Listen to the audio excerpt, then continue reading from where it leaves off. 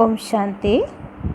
आज 29/6/2020 की बाबा की मुरली का सार है। मीठे बच्चे, भविष्य ऊंच घराने में आने का आधार है पढ़ाई।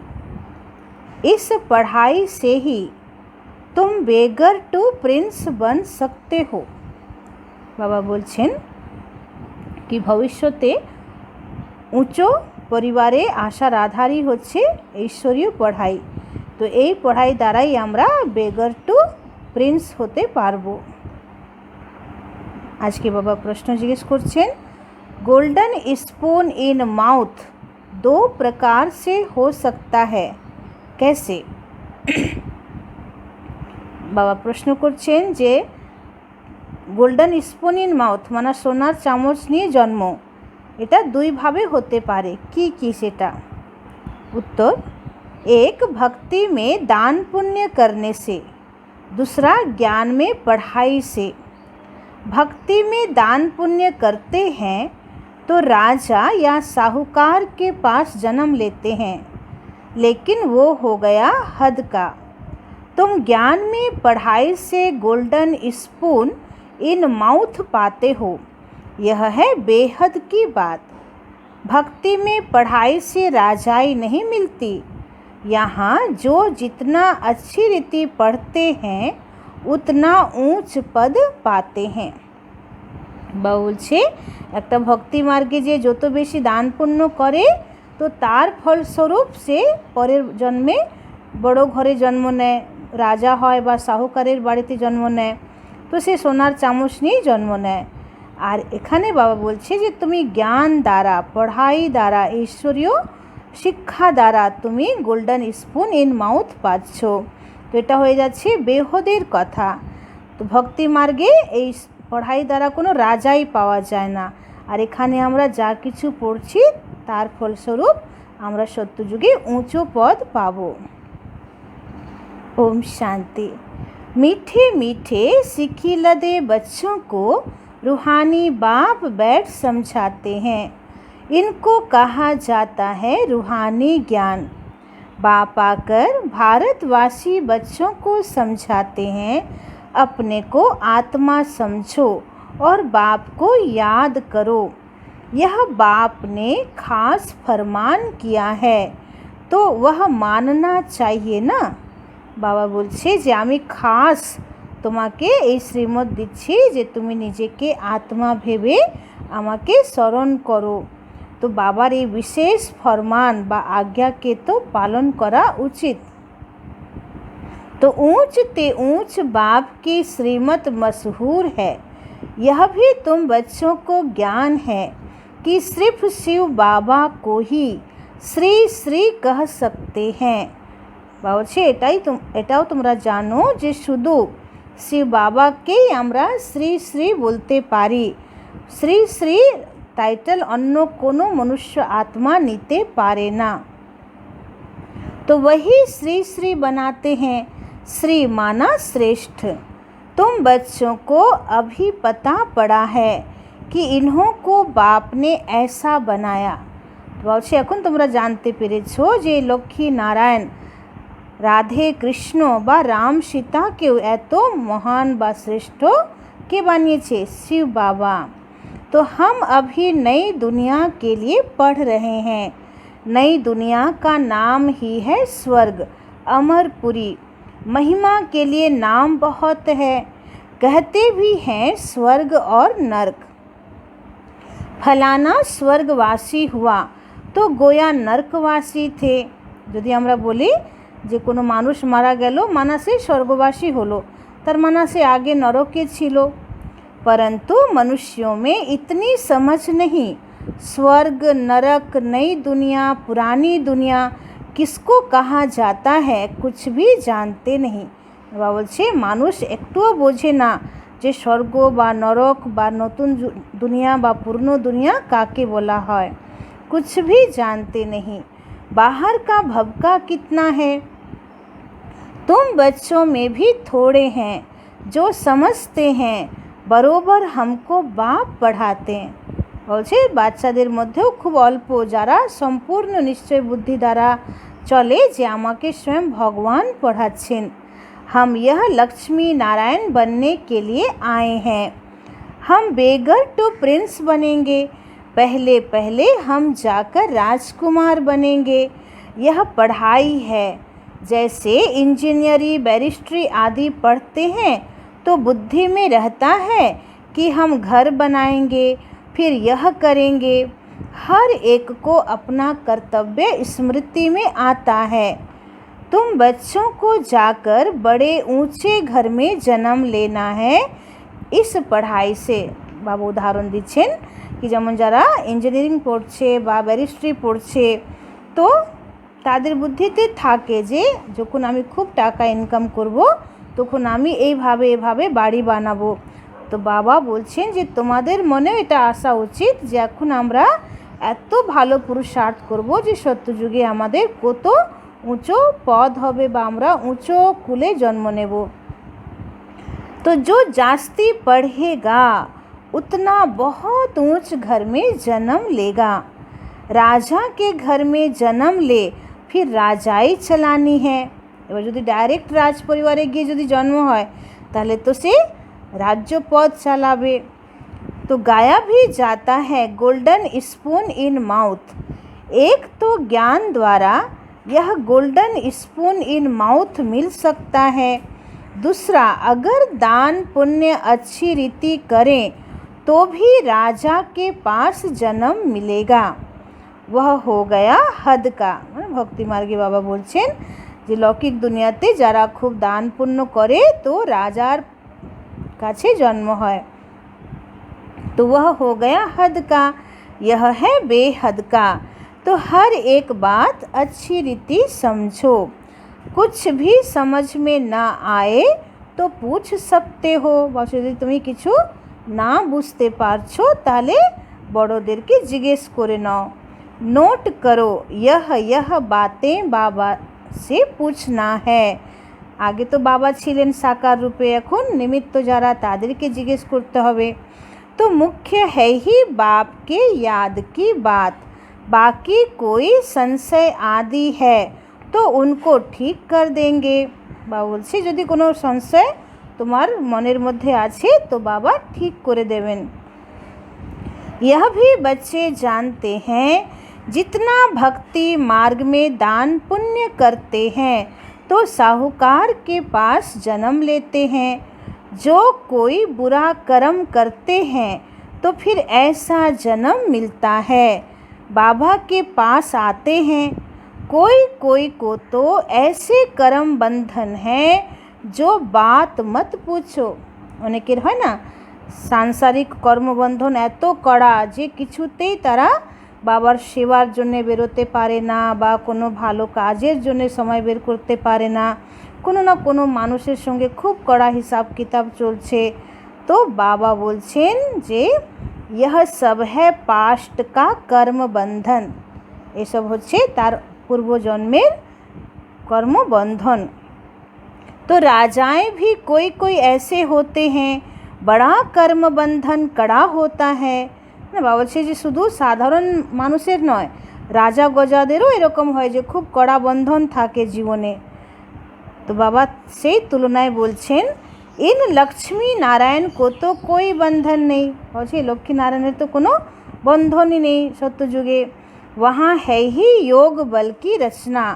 जबकि योग बल से हम विश्व की राजाई ले सकते हैं तो क्या बच्चा पैदा नहीं हो सकता। बाबा बोलছেন कि यदि योग बल द्वारा আমরা বিশ্বের রাজ্য নিতে পারি তাহলে कि योग बल द्वारा সন্তান जन्म नेबे ना। पहले से ही साक्षात्कार हो जाता है, वहाँ तो यह कॉमन बात है। बोलছে এখন তোমরা এই বিষয় নিয়ে খুব আশ্চর্যচকিত হয়ে যাও, কিন্তু সত্যযুগে তো এটা কমন কথা থাকবে যে যোগ বল দ্বারাই প্রজন্ম হবে। खुशी में बाजे बजते रहते हैं, बूढ़े से बच्चा बन जाते हैं। महात्मा से भी बच्चे को जास्ती मान दिया जाता है। বলছে महात्मा থেকেও ছোট বাচ্চাদেরকে सम्मान बेशी देवा जाए, क्योंकि वह महात्मा तो फिर भी सारी लाइफ पास कर बड़ा हुआ है। एक महात्मा से कि करे सारा जीवन ओ अनेक किछु दुनिया बा भिकारी जीवनेर अनेक किछु देखे अनुभव करे तारपरे बड़ो होयेछे। विकारों को जानते हैं, छोटे बच्चे नहीं जानते, इसलिए महात्मा से भी ऊंच कहा जाता है। মানে महात्माদের মধ্যে তো বিকারের কিছু নলেজ তো আছে, কিন্তু ছোট্ট শিশু বাচ্চাদের মধ্যে তো কিছুই নেই। এই জন্যে ছোট্ট বাচ্চাদেরকে महात्मा থেকে ऊंचो বলা হয়। वहाँ तो सब महात्माएं हैं, कृष्ण को भी महात्मा कहते हैं, वह है सच्चा महात्मा। বা হচ্ছে সকলের থেকে মহান আত্মা হচ্ছে কৃষ্ণ, যে সম্পূর্ণ পবিত্র। सतयुग में ही महान आत्माएं होते हैं, उन जैसे यहाँ कोई हो न सके। तुम बच्चों को अंदर में बहुत खुशी होनी चाहिए। अभी हम नई दुनिया में जन्म लेंगे, यह पुरानी दुनिया ख़त्म होनी है। বলছে তোমাদের মনের মধ্যে কত খুশি থাকা দরকার, যখন আমরা নতুন দুনিয়াতেই জন্ম নেব, আর পুরনো দুনিয়া এবার শেষ হতে যাচ্ছে।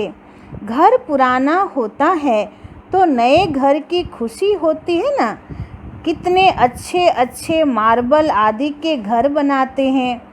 जैनी लोगों के पास पैसे बहुत होते हैं, वह अपने को ऊंच कुल के समझते हैं। वास्तव में यहाँ कोई ऊंच कुल तो है नहीं। বলছে কিছু কিছু মানুষ তারা খুব নিজেকে উঁচু কুলের অনুভব করে, কিন্তু বাবা বলছে এখন এই প্রতি দুনিয়াতে কেউ आत्माएं ऊंचो कुलेर नय। ऊंच कुल में शादी के लिए घर ढूंढते हैं, वहाँ कुल आदि की बात नहीं होती। वहाँ तो एक ही देवताओं का कुल होता है, दूसरा न कोई। सतयुगे एक ही कुल थाकबे। इसके लिए तुम संगम पर अभ्यास करते हो कि हम एक बाप के बच्चे सब आत्मा हैं। आत्मा है फर्स्ट, पीछे है शरीर। दुनिया में सब देह अभिमानी रहते हैं, तुमको अभी देही अभिमानी बनना है। बाबा बोलছেন যে যেমন आत्मा तो आगे परे शरीर, কেন आत्मा ना होले तो देह কোনো কাজই করবে না। তো তাই বাবা বলছে নিজেকে আত্মা ভাবো বারবার, কিন্তু মানুষ এখন দেহ অভিমানী হয়ে গেছে, মানা सब समय निजे के देह रूप ही देखछे। तो गृहस्थ व्यवहार में रहते अपनी अवस्था को जमाना है। बाबा को कितने बच्चे हैं, कितना बड़ा गृहस्थ है, कितने ख्यालात रहते होंगे, इनको भी मेहनत करनी पड़ती है। मैं कोई सन्यासी नहीं हूँ, बाप ने इनमें प्रवेश किया है। ब्रह्मा बाबा बोलছে যে আমি কোনো সন্ন্যাসী নয়, बाप ने इनमें प्रवेश किया है। ब्रह्मा विष्णु शंकर का चित्र भी है ना। ब्रह्मा है सबसे ऊंच, तो उनको छोड़ बाप किस में आएंगे। हाँ बाबा बोलছে যে এই মনুষ্য জগতে সবার থেকে উঁচু হচ্ছে ব্রহ্মা, तो ब्रह्मा के छाड़ा बाबा कार शरीरे आसबे। ब्रह्मा कोई नया पैदा नहीं होता, আবার নতুন করে কোনো ব্রহ্মা তৈরিও হবে না। देखते हो ना इनको कैसे एडाप्ट करता हूँ। तो सत्ययुगे जे श्री नारायणेर आत्मा तारी যখন পুরো 84 জন্ম কমপ্লিট হচ্ছে, তখন শ্রী বাবা ওনার মধ্যে আসছেন আর ওনার দিব্য নাম ব্রহ্মা রাখছেন। तो तुम कैसे ब्राह्मण बनते हो, इन बातों को तुम ही जानो और क्या जाने। कहते हैं यह तो जवाहरी था, इनको तुम ब्रह्मा कहते हो। उनको क्या पता इतने ब्राह्मण ब्राह्मणियाँ कैसे पैदा होंगे। एक एक बात में कितना समझाना पड़ता है। तो यह बहुत गुह्य बातें हैं ना। यह ब्रह्मा व्यक्त वह अव्यक्त। बाबा बोलছেন যে দুটো ব্রহ্মা আছে, একটা সাকারে যিনি ব্যক্ত রূপে পার্ট প্লে করলেন, আর একটা অব্যক্ত যিনি এখন সূক্ষ্মবতনে আছেন সম্পূর্ণ फरिश्ता रूपे। तो यह पवित्र बन फिर अव्यक्त हो जाते हैं। তো যে সাকারে ব্রহ্মা ছিলেন তিনি সম্পূর্ণ হয়ে পবিত্র হয়ে অব্যক্ত ফেরেশতা হচ্ছেন। यह कहते हैं मैं इस समय पवित्र नहीं हूँ। যখন সাকারে ছিলেন তখন তো উনি সম্পূর্ণ পবিত্র হননি। ऐसा पवित्र बन रहा हूँ। प्रजापिता तो यहाँ होना चाहिए ना, नहीं तो कहाँ से आए। बाप खुद समझाते हैं मैं पतित शरीर में आता हूँ, ज़रूर इनको ही प्रजापिता कहेंगे, सूक्ष्म वतन में नहीं कहेंगे। वहाँ प्रजा क्या करेगी। বলছে ব্রহ্মা বাবার প্রজাপিতা ব্রহ্মা শব্দটা উনি যখন সূক্ষ্মবতনে চলে যাচ্ছেন তখন প্রজাপিতা ব্রহ্মা এটা ওনাকে বলা যাবে না, কারণ প্রজা তো নিচে আছে, উপরে তো কোনো প্রজা নেই। तो वहाँ प्रजा क्या करेगी। यह इंडिपेंडेंट पवित्र बन जाते हैं। जैसे यह भी पुरुषार्थ करते हैं वैसे तुम पुरुषार्थ कर इंडिपेंडेंट पवित्र बन जाते हो। बाबूजी যেমন ব্রহ্মা বাবা সম্পূর্ণ ব্যক্তিগত পুরুষার্থ করে আজকে সম্পূর্ণতাকে প্রাপ্ত করেছেন, এরকম তোমরাও একদম ব্যক্তিগত পুরুষার্থ করে পবিত্র হও। विश्व के मालिक बनते हो ना। स्वर्ग अलग नर्क अलग है। अभी तो कितना टुकड़ा टुकड़ा हो गया है। 5000 वर्ष पहले की बात है, जबकि इनका राज्य था। वो लोग फिर लाखों वर्ष कह देते हैं। ये बातें समझेंगे भी वही जिन्होंने कल्प पहले समझा होगा। বাবা বলছেন বাবার এত গভীর জ্ঞানের কথা তারাই বুঝবে যারা 5000 বছর আগে বুঝেছিলেন। तुम देखते हो यहाँ मुसलमान पारसी आदि सब आते हैं। खुद मुसलमान फिर हिंदुओं को नॉलेज दे रहे हैं। वंडर है ना। समझो कोई सिख धर्म के हैं, वह भी बैठ राजयोग सिखलाते हैं। जो कन्वर्ट हुए हैं वह फिर ट्रांसफ़र हो देवता कुल में आ जाएंगे। বা বলছে যে কিছু কিছু আমাদের মুসলমান ভাইরা বা বোনেরা বা কেউ শিখ ধর্মের কোনো মাতা বা ভাই বোনেরা তারাও এখন বাবার জ্ঞানে এসে সবাইকে রাজযোগ শেখাচ্ছে। তার মানে কি যে তারা একসময় কনভার্ট হয়ে গেছিল, আবার তারা নিজের দেবতা কুলে ফিরে এসেছে। तो सैपलिंग लगता है तुम्हारे पास क्रिश्चियन पारसी भी आते हैं, बौद्धि भी आएंगे। বলছে একদিন তোমাদের কাছে सब विदेशीराও আসবে, बुद्धिस्टराও আসবে। तुम बच्चे जानते हो जब समय नज़दीक आएगा तब चारों ओर से हमारा नाम निकलेगा। एक ही भाषण तुम करेंगे तो ढेर तुम्हारे पास आ जाएंगे। বাবা বলছেন যে তোমরা এখন জানতে পেরেছো যে যখন বিনাশের সময় খুব কাছে আসবে তখন চারিদিক থেকে আমাদের প্রচুর নাম ছড়িয়ে যাবে। একটাই বক্তৃতা হবে আর অনেক মানুষ আমাদের কাছে চলে আসবে। सबको स्मृति आ जाएगी हमारा सच्चा धर्म यह है। जो हमारे धर्म के होंगे वह सब आएंगे तो सही ना। সবার এটা স্মৃতি চলে আসবে যে এটাই আমাদের আসল ধর্ম, আর যেটা আমাদের ধর্মের আত্মা তারা সবাই চলে আসবেন। लाखों वर्ष की बात नहीं है। बाप बैठ समझाते हैं तुम कल देवता थे, अभी फिर देवता बनने के लिए बाप से वर्षा ले रहे हो। আমরাই দেবী দেবতা ছিলাম, আবার আমরাই দেবতা হওয়ার জন্যে বাবা থেকে ईश्वरीय वर्षा निच्छी माना ईश्वरीय संपत्ति निच्छी। तुम सच्चे सच्चे पांडव हो। पांडव अर्थात पंडे, वो है जिस्मानी पंडे। तुम ब्राह्मण हो रूहानी पंडे। बाबा আমাদেরকে सच्चा सच्चा पांडव बोलছেন, আবার পান্ডাও বলছেন। পান্ডা যারা ভক্তি মার্গের তীর্থযাত্রা করায় তাদেরকে পান্ডা বলা হয়।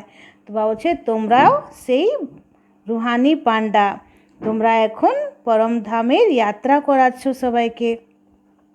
तो यह नशा तुमको बहुत होना चाहिए। हम बाप के पास जाते हैं जिनसे बेहद का वर्षा मिलता है। वह हमारा बाप टीचर भी है। इसमें पढ़ने के लिए कोई टेबल कुर्सी आदि की दरकार नहीं है। यह तुम लिखते हो सो भी अपने पुरुषार्थ के लिए। বাবা বলছেন যে বাবা এত সুন্দর পড়া যে তুমি যে কোনো অবস্থায় এই ঈশ্বরীয় পড়াই পড়তে পারো, ঈশ্বরীয় পড়া পড়তে পারো। চলতে ফিরতে, উঠতে বসতে, রাস্তাঘাটে, ট্রেনে, বাসে। এটা না যে একই জায়গায় বসে তোমাকে টেবিল চেয়ার নিয়ে বসতে হবে বা পড়তে হবে। হ্যাঁ, ক্লাসের মধ্যে অনেক ভাই বোনরা মুরলি লেখে, তো বাবা বলছে এটা তোমরা এই জন্যই লিখছো যাতে সারাদিন মনে থাকে আর তোমরা पुरुषार्थ करते पारो। वास्तव में यह समझने की बात है, शिव बाबा तुमको पत्र लिखने के लिए यह पेंसिल आदि उठाते हैं। बच्चे समझेंगे शिव बाबा के लाल अक्षर आए हैं। बाप लिखते हैं रूहानी बच्चे, बच्चे भी समझते हैं रूहानी बाबा।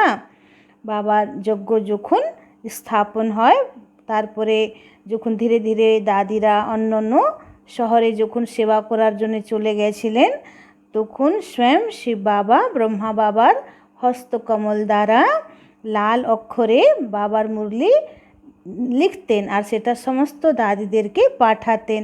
তো সব দাদিরা বাবার এই লাল অক্ষরের মুরলি পেয়ে এত খুশি হয়ে যেতেন যে বাবার চিঠি এসেছে আমার নামে, আর খুব খুশি, খুব আনন্দে ভরপুর হয়ে যেতেন।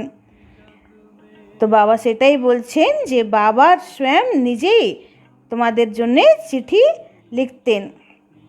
बच्चे भी समझते हैं रूहानी बाबा वह बहुत ऊंच ते ऊंच है, उनकी मत पर चलना है।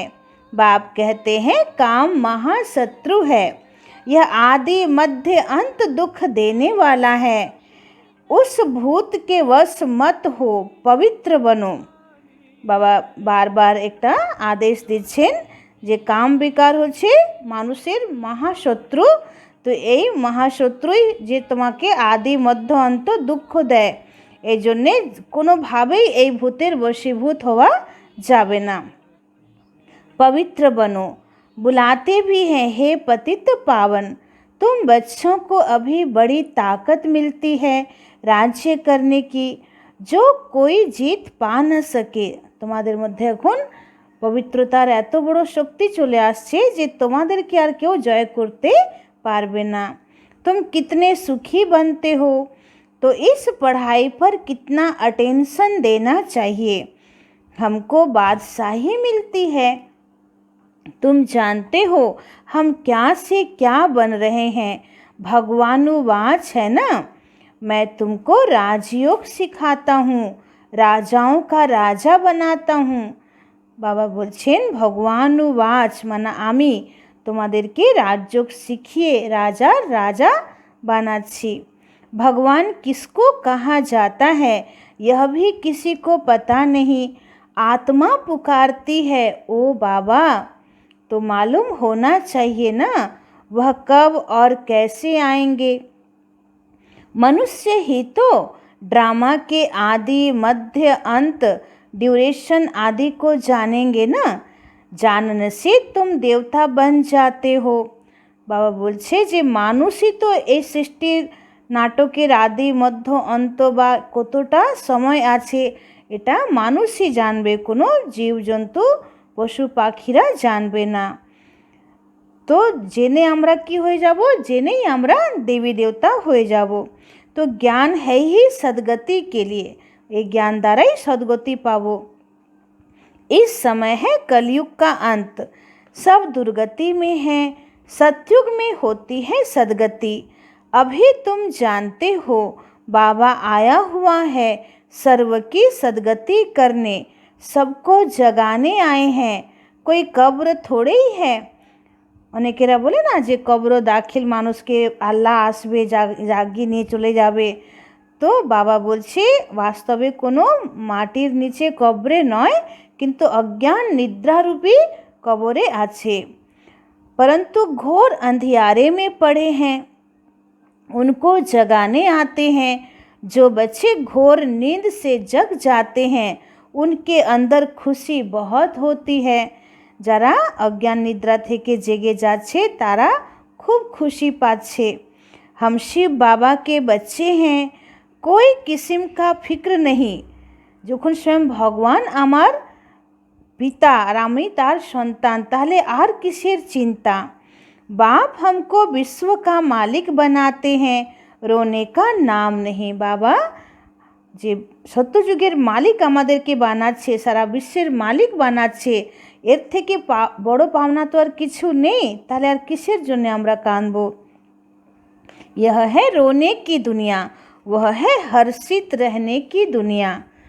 বাবা বলছে কলিযুগ হচ্ছে কান্নার জগৎ আর সত্যযুগ হচ্ছে হাসার জগৎ। उन्हों के चित्र देखो कैसे शोभनिक हंसमुख बनाते हैं, रोने का नाम नहीं। यह है रोने की दुनिया, वह फीचर्स तो यहाँ निकाल न सकें।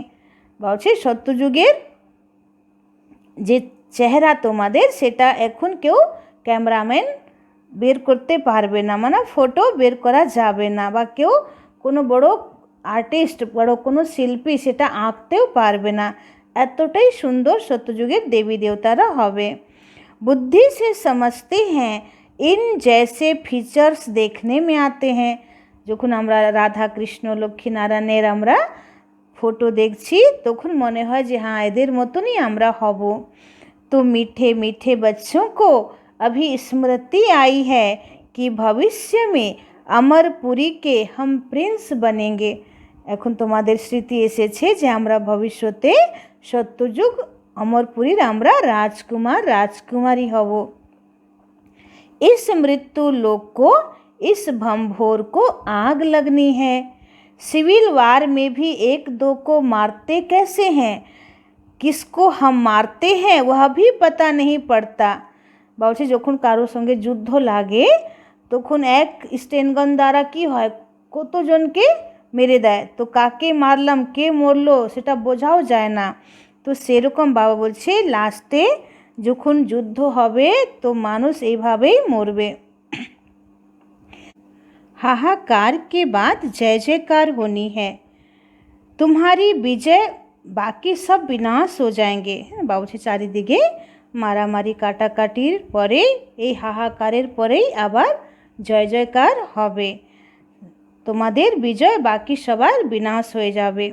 रुद्र की माला में पिरोकर फिर विष्णु की माला में पिरोए जाएंगे। आगे আমরা পরমধাম যাব, শিব বাবাকে রুদ্র বলা হয়, তো রুদ্র বাবার কাছে পরমধামে আমরা সবাই আগে বসবো, তারপরে আমরা সত্যযুগে আসবো লক্ষ্মী নারায়ণের রাজবংশে। তো এটাই বাবা বলছেন যে আগে আমরা রুদ্রমালায় যাব, তারপরে বিষ্ণুর মালাতে আসবো। अभी तुम पुरुषार्थ करते हो अपने घर जाने के लिए। এখন আমরা পুরুষার্থ করছি পুনরায় নিজের বাড়ি ফিরে যাওয়ার জন্যে, মানে পরমধাম ফিরে যাওয়ার জন্যে। भक्ति का कितना फैलाव है, जैसे झाड़ के अनेक पत्ते होते हैं वैसे भक्ति का फैलाव है।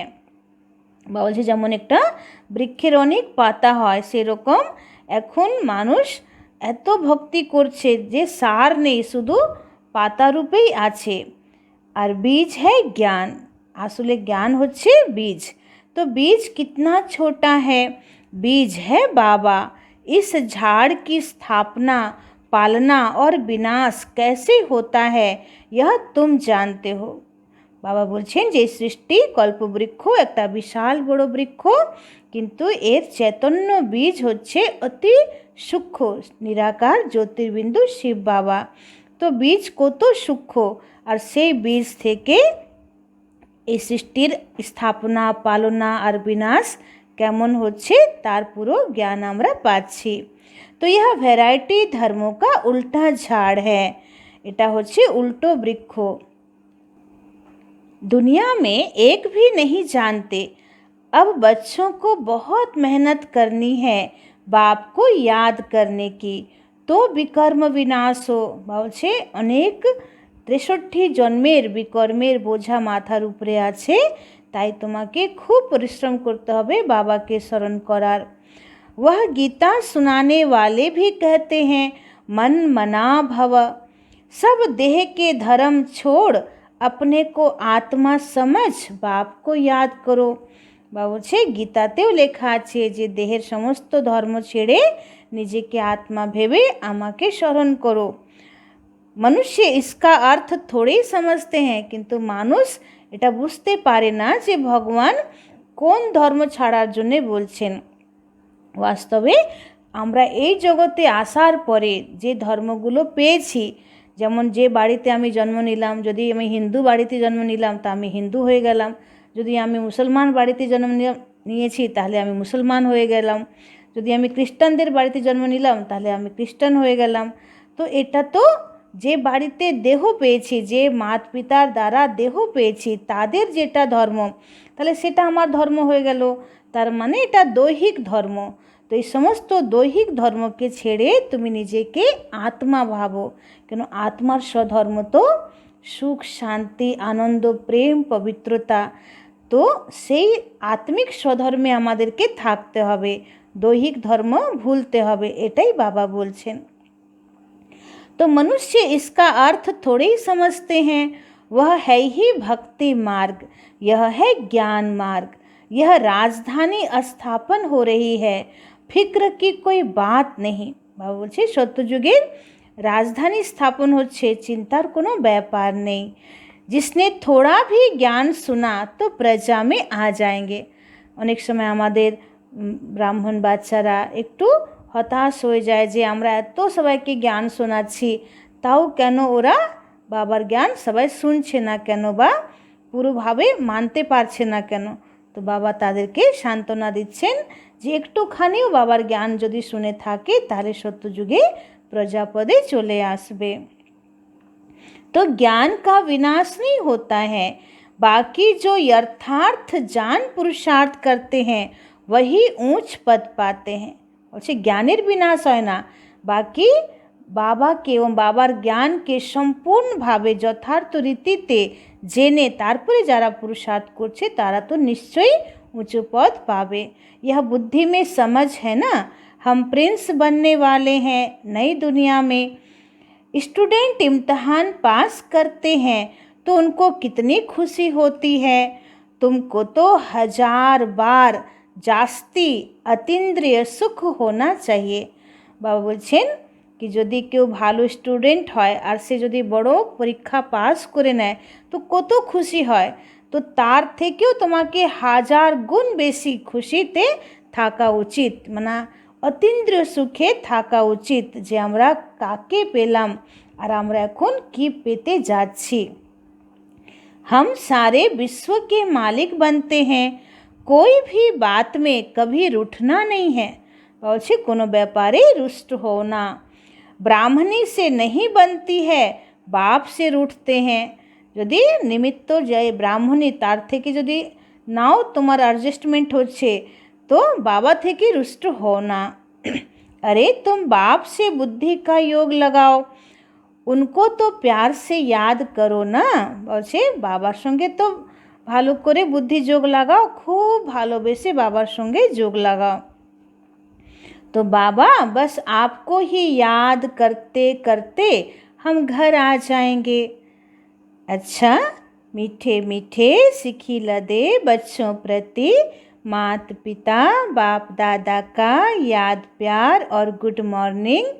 रूहानी बाप के रूहानी बच्चों को नमस्ते। हम रूहानी बच्चों की रूहानी बाप दादा को पदम गुना नमस्ते नमस्ते नमस्ते। सदा रहेंगे हंसते, बनेंगे फरिश्ते, चलेंगे परम धाम के सीधे रास्ते। তো আজ বাবা সারা মুরলিতে আমাদেরকে এত খুশিতে থাকতে বলেছেন যে বাবা খুশির একটা মাপও দিয়ে দিয়েছেন যে একটা সাধারণ স্টুডেন্ট যেমন পরীক্ষায় পাস হয় তার কত খুশি হয়, তো তার থেকেও 1000 গুণ বেশি তোমার মনে খুশি থাকা দরকার যে আমরা কাকে পেয়েছি আর বাবা আমাদেরকে বিশ্বের মালিক বানাচ্ছে। তো নিশ্চয়ই আশা করি আজকে আমরা সবাই খুব খুশিতে থাকব। এবার আমরা ধারণার মুখ্য সার শুনব। 1 নম্বর, किसी भी बात का फिकर नहीं करना है, सदा हर्षित रहना है। বলছে বাবা যখন সঙ্গে আছে তাহলে কোনো ব্যাপারে যেন আমরা চিন্তা না করি, সব সময় হাসি মুখে থাকতে হবে। स्मृति रहे हम शिव बाबा के बच्चे हैं, बाप आए हैं हमें विश्व का मालिक बनाने। 2 नंबर, अपनी अवस्था को एकरस बनाने के लिए देही अभिमानी बनने का पुरुषार्थ करना है। নিজের স্থিতিকে গাঢ় বানানোর জন্য, একরস বানানোর জন্যে দেহি অভিমানী মানে আত্মিক স্থিতির অভ্যাস করতে হবে। इस पुराने घर से ममत्व निकाल देना है, এই পুরনো দুনিয়া থেকে মোহমায়া বের করে দিতে হবে। আজকের বরদান, बंधनों के पिंजड़े को तोड़कर जीवन मुक्त स्थिति का अनुभव करने वाले सच्चे ट्रस्टी भव। बंधनों के पिंजड़े को तोड़कर जीवन मुक्त स्थिति का अनुभव करने वाले सच्चे ट्रस्टी भव। व्याख्या बोलছেন बाबा, शरीर का व संबंध का बंधन ही पिंजड़ा है। বলছে নিজের শরীরের বন্ধন আর সম্বন্ধ সম্পর্কের বন্ধন এটাই হচ্ছে বড় খাঁচা। फर्ज अदाई भी निमित्त मात्र निभानी है। বাবা বলছে যে কারোর সঙ্গে কর্তব্য পালনটাও নিমিত্ত মাত্র করো, लगाव से नहीं মানে মোহ মায়ার সহিত নয়। तब कहेंगे निर्बंधन, जो ट्रस्टी बनकर चलते हैं वही निर्बंधन है। যারা নিজেকে ট্রাস্টি ভেবে চলে তারাই হচ্ছে নির্বন্ধন। यदि कोई भी मेरापन है तो पिंजड़े में बंद है। যদি আমার বাড়ি, আমার সংসার, আমার পরিবার, এই বারবার আমার আমার ভাব যদি আসে তো এটাই বাবা বলছে তুমি নিজেই খাঁচা বানিয়ে নিয়েছো আর সেখানে নিজেই বন্দি হয়ে গেছো। अभी पिंजड़े की मैना से फरिश्ते बन गए, इसलिए कहाँ जरा भी बंधन न हो। তো এখন তোমরা খাঁচা থেকে বেরিয়ে ফরিস্তা হয়ে গেছো, তাই কোথাও যেন তোমাদের বন্ধন না থাকে। मन का भी बंधन नहीं, क्या करूं कैसे करूं, चाहता हूँ होता नहीं, यह भी मन का बंधन है। অনেকেরা বলে না কি করব, রোজই তো ভাবি যে আমি খুব ভালো পুরুষার্থ করব, মন চায় সারাদিন বাবাকে স্মরণ করতে, কিন্তু তাও হয় না। तो एगुलो मनेर बंधन। तो जब मर्जी वा बन गए तो सब प्रकार के बंधन समाप्त। যখন আমরা জিতে জি মরে গেছি দুনিয়া থেকে তো বলছে সব রকম বন্ধনও সমাপ্ত করো। सदा जीवन मुक्त स्थिति का अनुभव होता रहे, सब समय জন্য আমরা জীবন মুক্ত মানে সমস্ত বন্ধন থেকে মুক্ত স্থিতির অনুভব করি। স্লোগান है, संकल्पों को बचाओ तो समय बोल सब स्वतः बच जाएंगे। बाबा बोलছেন কালকের মতনই বলছেন যে আবার নিজের সংকল্পকে বাঁচাও, তাহলে সময় বাণী সব কিছু অটোমেটিক বেঁচে যাবে। ওম শান্তি।